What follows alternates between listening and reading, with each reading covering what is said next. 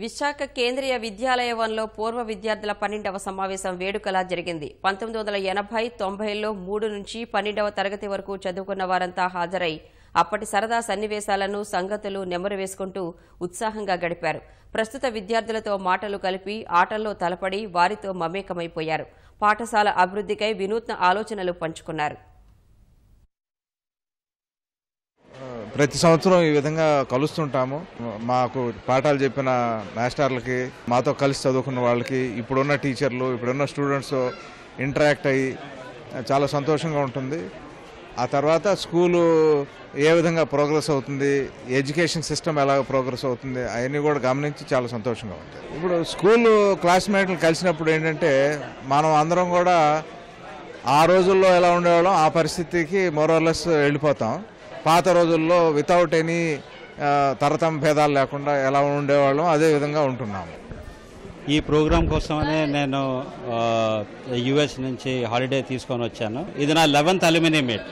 ఒక్క alumni meet కూడా miss అవ్వలేదు. మనతో చదువుకున్న వాళ్ళు సీనియర్స్, జూనియర్స్ మమ్మల్ని ఎవరైతే మెంటరింగ్ చేశారో వాళ్ళ ప్రకారంగా. అందుకు కొత్త కాన్సెప్ట్గా ఏం చేసామంటే, ఇప్పుడు ఒక్కొక్క స్టూడెంట్ని మెంటరింగ్ చేయాలంటే మనం మొత్తం సమాజాన్ని మనం మార్చలేము.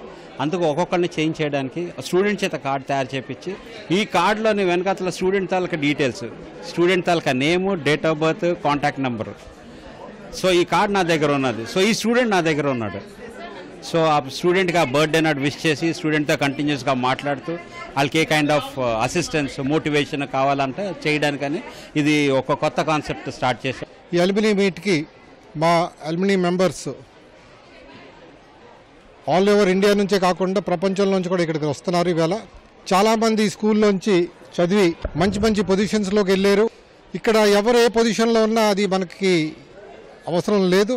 ఇక్కడ అందరూ కూడా ఏంటంటే ఆల్ ఆర్ ఓల్డ్ స్టూడెంట్స్గా వచ్చి ఒకళ్ళని అందరూ మేము కలుసుకుని మా మెమరీస్ అన్నీ రిఫ్రెష్ చేసుకుని రిజ్యువనేట్ అయ్యి మళ్ళీ ఒక సంవత్సరం రీఛార్జ్ అయిపోయి వెళ్ళిపోతాం. మళ్ళీ వచ్చే సంవత్సరం మళ్ళీ రీఛార్జ్ అవుతాం. The present student and the present teacher and principals cooperation in this school and for supporting our alumni association, I am sure that with both these teams working together, the present students of the school can rise high, learn from us, get motivated and take our assistance for whatever help they require in future walks of life.